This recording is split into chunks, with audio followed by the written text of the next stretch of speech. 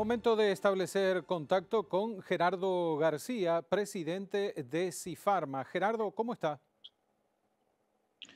Muy bien, Omar, a tus órdenes. Gracias por el tiempo. Bueno, en primer término, quisiéramos saber cuál es la situación actual del gremio que dirige y de los agremiados a Cifarma en este tiempo de pandemia y momento también que tuvimos de paralización de actividades al principio y ahora poco a poco normalizándose de nuevo. Sí, Omar, estamos dentro, en líneas generales, con los mismos problemas de todo, especialmente en lo que se refiere a nuestras ventas. Ujú. Las ventas se vieron muy afectadas por la pandemia. La gente está comprando exclusivamente lo que está necesitando. Entonces, eso hizo que las ventas a nivel local hayan bajado en forma considerable. Estamos hablando de alrededor del 30% de baja. Sí. Y también las exportaciones, también tuvimos problemas por el tema de la logística, ¿verdad? Ujú. Sabemos nosotros que prácticamente estamos desconectados. Entonces, la logística, aparte de que hay escasez, se encareció muchísimo. Eso también hizo de que no podamos cumplir con los pedidos que estamos recibiendo de afuera. Y el otro problema que tenemos es la reposición de nuestras materias primas importadas, Sí. por el mismo problema, por el tema de la logística. Ujú. Por lo demás, todas las plantas, toda la industria está trabajando.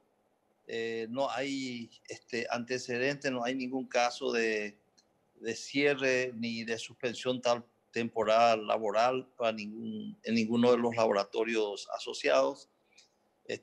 Yo creo que en principio teníamos muchos problemas con los solicitadores porque no se les permitía la entrada en los sanatorios como a todo el mundo, ¿verdad?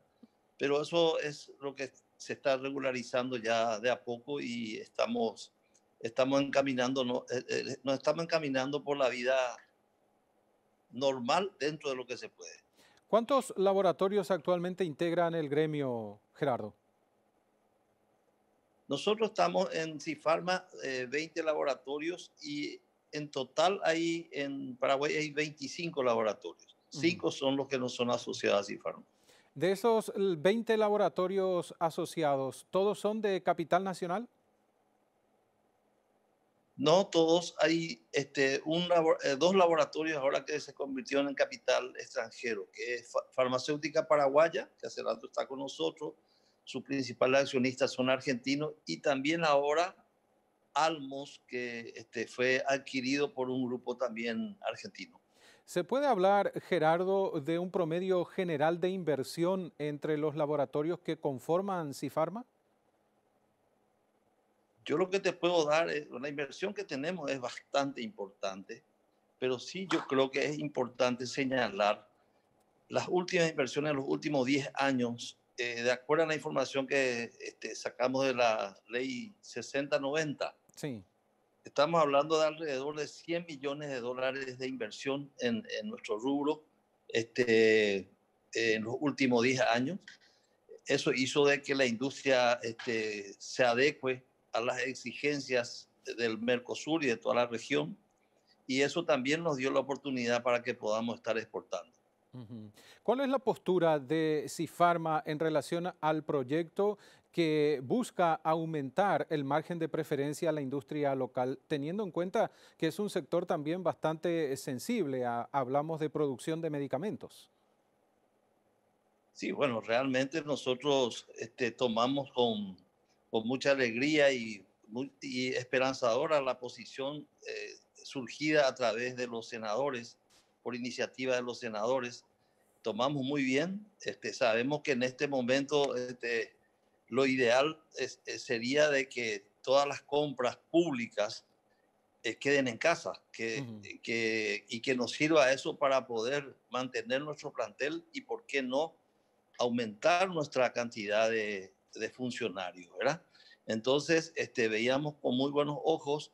eh, Somos una industria donde en algunos casos se aplica esa diferencia Y por experiencia, Omar, cuando se introdujo la primera vez el margen de preferencia al 20% Sí. para la industria farmacéutica, lo que ocurrió es totalmente lo contrario de lo que se está diciendo. Lo que ocurrió fue que los importadores tuvieron que bajar sus precios para poder alinearse con la industria nacional. Ujú. Entonces, el beneficiario final fue el Estado por haber comprado a precios más convenientes. En este caso, nosotros pensamos que va a ocurrir lo mismo. En caso que se aplique, los importadores tienen que bajar sus precios. No es que nosotros vamos a subir como se está diciendo y se está vendiendo algo que no es cierto. Aparte de nuestro rubro, Omar, hay un fenómeno, ¿verdad? Las compras públicas principales lo hacen el Ministerio de Salud y el IPS. Sí. Y en todos los casos, estas dos instituciones ponen precio de referencia. Ujú. O sea que nosotros no podemos hacer ningún abuso por el hecho de tener ese margen, porque hay un precio de referencia que uno no puede variar, máximo puede variar hasta un 20% del precio de referencia para arriba. Ujú. Entonces, es una limitación que de hecho se está dando.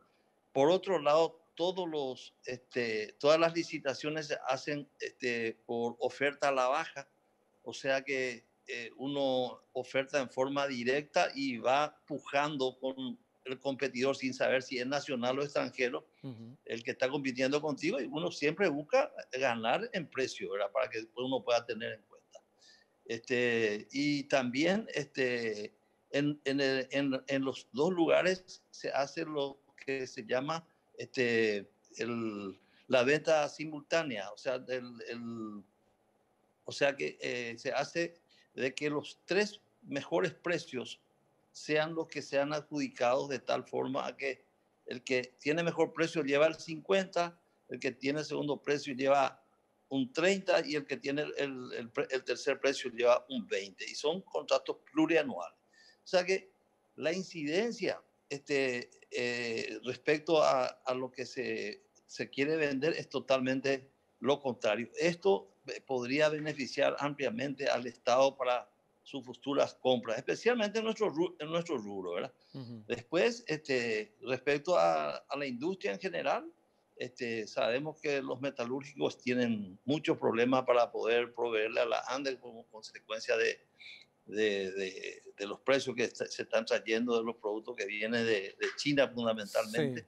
O sea que eh, yo creo que esta ley podía haber sido muy importante aplicarla en forma inmediata, porque ahora lo que se hizo fue prácticamente patear y no sabemos cómo va a terminar. Y el efecto que necesitamos es inmediato. O sea, nosotros necesitamos tener ocupado a nuestra gente. Ujú. Y esa es la realidad. Claro, para no perder la mano de obra que también es calificada. Exactamente, nosotros necesitamos. Tenemos horarios reducidos, tenemos que adaptarnos a las cuadrillas. Los costos de mano de obra subieron, por lo tanto, para nosotros, porque prácticamente con la mitad de gente nos manejamos para producir, pero a fin de mes le tengo que pagar a todos. Ujú. Entonces necesitamos esa ayuda de parte del Estado y que fundamentalmente que en este momento todo el circulante se quede en nuestra casa, en el país, de Sí. tal forma a que la gente empiece de nuevo a animarse a gastar, porque la gente, si uno mira, Omar, llamativamente en los últimos 2 meses, ¿qué es lo único que creció? Fueron los depósitos en los bancos. Ujú. ¿Y eso qué te indica? Que la gente en vez de gastar, está guardando de tal forma a tener una protección en caso que necesiten, ¿verdad? Sí. Entonces, nosotros necesitamos incentivar el consumo para que eso sea una máquina que produzca de nuevo mano de obra y que volvamos a tener un flujo importante en nuestra economía. Ujú. Ustedes como exportadores también, lo mencionaba al principio de la charla usted mismo, ¿se presentan en algún país a condiciones similares a las que están solicitando aquí, a un margen de preferencia que por supuesto juega a favor de la industria local de ese país? Mira, primero, dentro del Mercosur, prácticamente salvo Uruguay, Sí. a nosotros nos permiten que registremos nuestros productos en el Uruguay para poder tener alguna oportunidad de oferta. Yo no conozco que nadie haya ofertado en el Uruguay, pues en el Uruguay el sistema de compra lo hacen a través de las mutuales, que es similar así al IPS, pero tienen un sistema de provisión a través de la farmacia directamente. No Sí. es que llaman a licitación así como nosotros. Argentina en ningún caso no nos ha dejado nunca registrar ningún producto, Brasil tampoco. Sí tenemos relación directa y muchos registros con Bolivia, donde el principal producto que se está usando para el tratamiento del COVID-19 es un producto que se fabrica en el Paraguay, que es la ivermectina, que los muchachos están exportando directamente en Bolivia. En el Perú tampoco no tenemos la posibilidad de presentarnos. O sea que la cuestión de las licitaciones generalmente todos los gobiernos hacen, si no específicamente a través de una ley marcando margen de preferencia, se trata de dirigir a que sean las empresas nacionales lo que estén proveyendo. Y a través entonces aquí en Paraguay de este margen de preferencia de aprobarse también es una protección para la industria y la inversión nacional. Exactamente, y un incentivo para que nosotros podamos seguir invirtiendo y para que podamos seguir cubriendo todos los rubros, los sectores que nosotros necesitamos. La industria, Omar, no es que yo al tener un laboratorio habilitado ya pueda hacer cualquier tipo de medicamento. Actualmente, cada tipo de medicamento vos tenés que tener un sector habilitado. Por ejemplo, el que hace antibióticos tiene que tener un sector de antibióticos. El que hace hormonales, un sector de hormonales. El que hace un producto que digamos que no sea antibiótico tiene que tener una planta diferente. Entonces, todo eso nosotros podemos ir ampliando y especialmente, ¿por qué no invertir en una futura planta de biotecnológico, como el caso que está haciendo Lasca? Lasca es el único que hasta ahora invirtió para que mañana a lo mejor podamos fabricar acá las vacunas, elaborar las vacunas. En este momento, lastimosamente, no hay planta para eso. Sí, usted mencionaba casos de Argentina y Brasil, prácticamente imposible habilitarse para ese mercado. No hay reciprocidad entonces a nivel Mercosur y si ellos pueden reclamar o aducir, como hicieron desde Cancillería, algunos convenios internacionales para vetar el proyecto, no hay igualdad de condiciones. No, bajo ningún sentido. Ellos a nosotros no nos permiten y cuando solicitamos algún registro, yo te puedo asegurar de que el estudio de ese registro mínimo de 3 a 5 años para que te digan que no al final. Ahora, después de este veto del Ejecutivo, ¿hubo acercamiento? ¿Ustedes están participando como gremio en conversaciones? ¿Volvieron a hablarlo con el Parlamento Nacional para ver cómo se avanza con el proyecto? Sí, nosotros estamos trabajando en coordinación directa con la Unión Industrial, a través de la Unión Industrial, apoyándole a todos los legisladores, dándole mucho más argumentos para que eso pueda mantenerse y que rechacen el veto. Desde el punto de vista de Sifarma, entonces, ¿es importante y necesaria la aprobación de esta modificación? Exactamente, Omar. Para nosotros es fundamental y sobre todas las cosas demuestra la sensibilidad y el espíritu para colaborar con la industria en un momento tan difícil que estamos viviendo. Gerardo, gracias por el tiempo y por los datos. Muchísimas gracias, Omar, y un saludo especial a tus televidentes.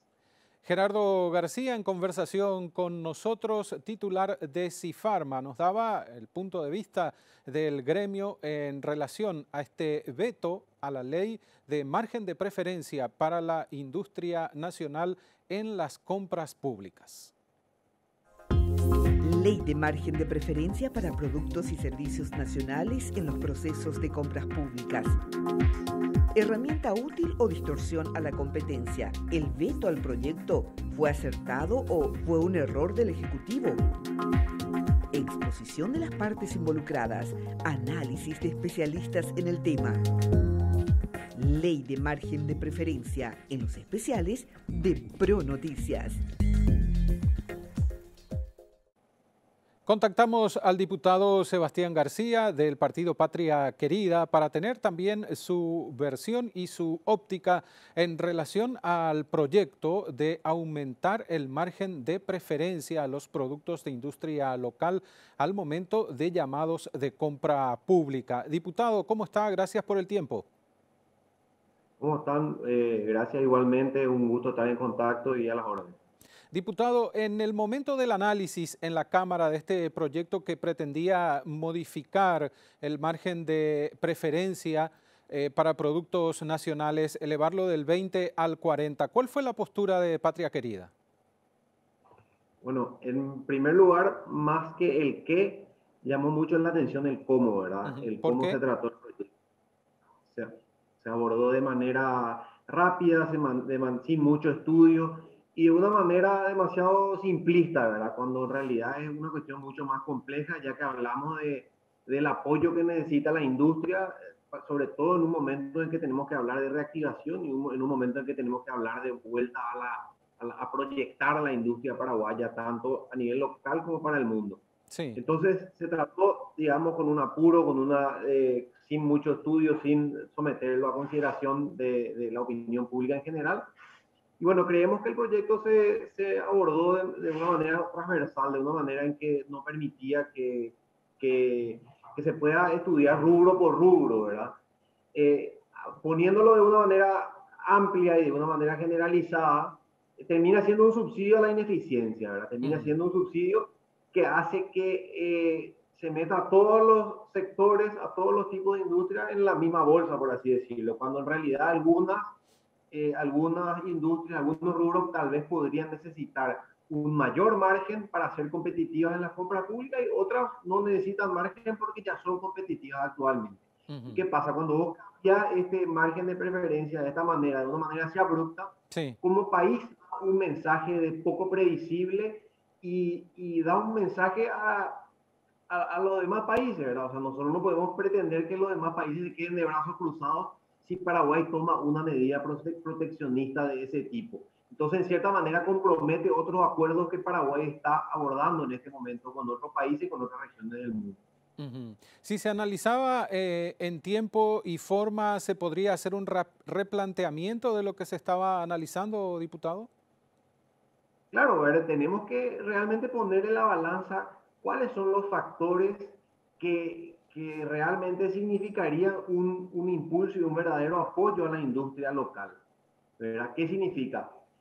¿Realmente un margen de preferencia lo que necesita la industria local o tal vez una mejora en los plazos de pago, ¿verdad? ¿Qué pasaría si el Estado pudiese dar plazos de pago predecibles, plazos de pago breves a proveedores del Estado de manera que se tenga que acortar la intermediación y los tiempos, los términos financieros, por ejemplo? Ahí ya tenemos una reducción del costo y un aumento automático de la competitividad.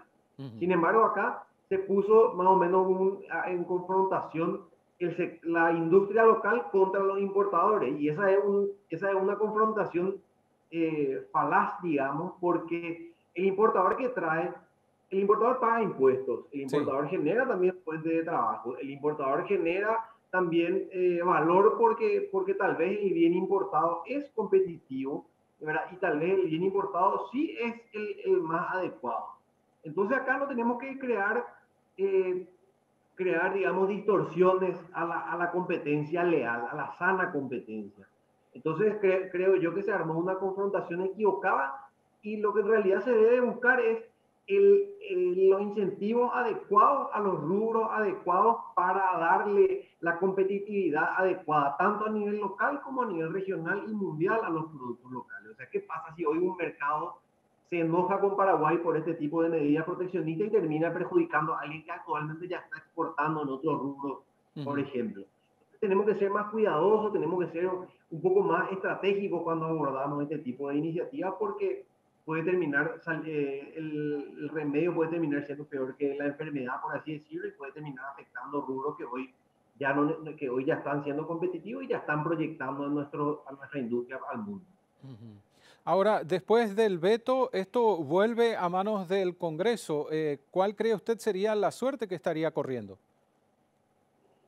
Bueno, y ojalá que hayamos entendido, ¿verdad?, que la importancia de analizarlo con el detalle y con el carácter estratégico que requiere, ¿verdad? Nosotros tenemos que pensar cuáles son los factores que necesita la industria para que pueda ser potenciada al máximo, ¿verdad? ¿Cuáles son las industrias que Paraguay estratégicamente quiere potenciar, ¿verdad? Y ahí así ir abordando de manera a realmente fomentar la sana competencia, fomentar la innovación, fomentar la eficiencia y al mismo tiempo hacer que las compras públicas sean eficientes como queremos y sean transparentes como queremos. Y que, sin embargo, no recurrir a este tipo de medidas simplistas que simplemente pueden terminar convirtiéndose en un subsidio a la ineficiencia, ¿verdad?